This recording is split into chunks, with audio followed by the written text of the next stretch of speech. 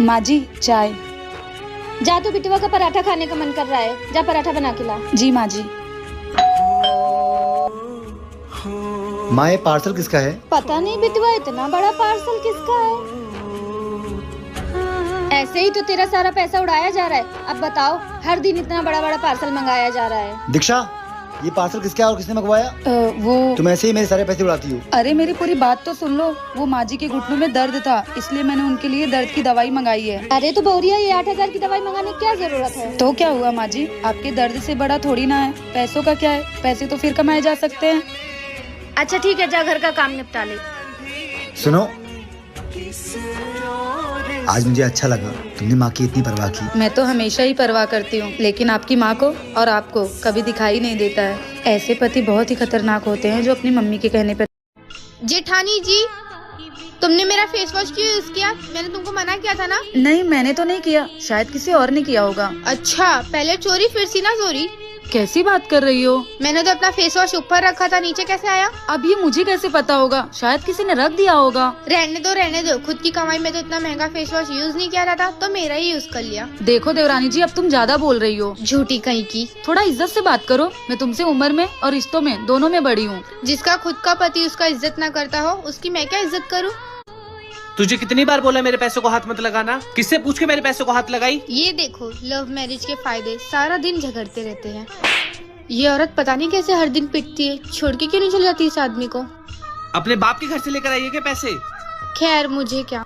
आइंदा ना मेरे पैसों को हाथ मत लगा देना, वरना तेरा जो बुरा हाल करूँगा देखी। आई बड़ी इज्जत चाहिए इनको। औरत की अगर पति उसकी इज्जत ना करे ना, तो कोई भी नहीं करता। बहू, हाँ सासू माँ। यहाँ आवा। का सासू माँ?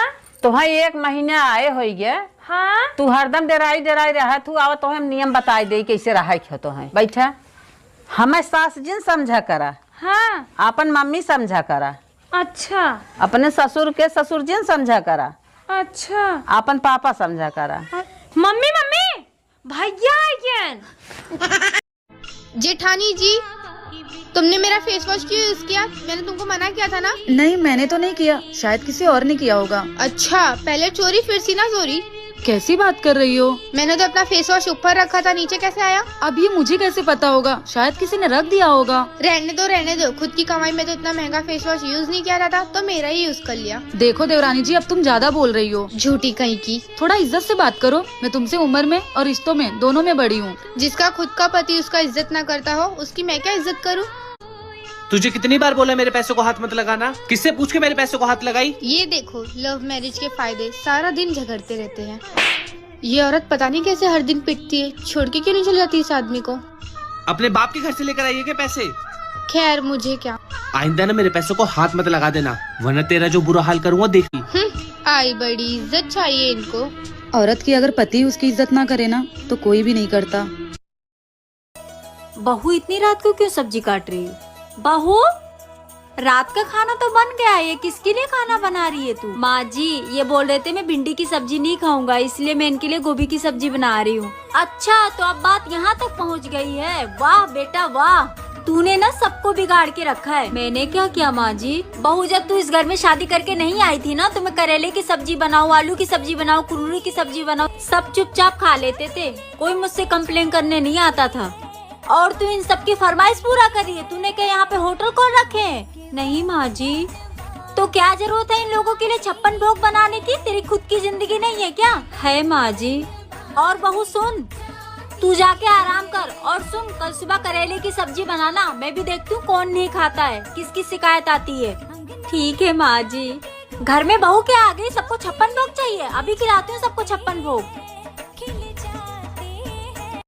भाभी, आपने मेरी मम्मी से झगड़ा किया और तो और उनसे ऊंची आवाज में बात भी किया। आने दो भैया को, उनको बताऊंगी ना, जब वो आपको घर से बाहर निकालेंगे तब आपको पता चलेगा।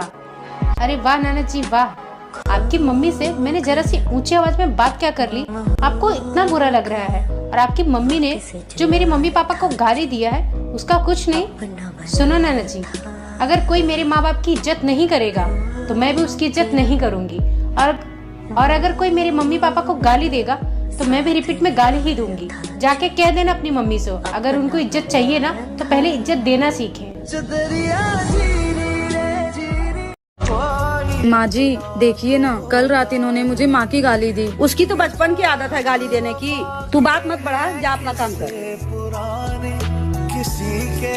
भाभी अभी तक खाना नहीं बना, मुझे कॉलेज के लिए लेट हो रहा है। पागल हो क्या? वो अभी खाना बन रहा था। क्यों चिल्ला रहे हो तुम लोग? माँ जी देखो ना दीदी किस तरह से बातें कर रही हैं। ये तो बचपन से चिड़चिड़ी है, तू क्यों उसके पीछे पड़ी है? जा बेटा अपना काम कर।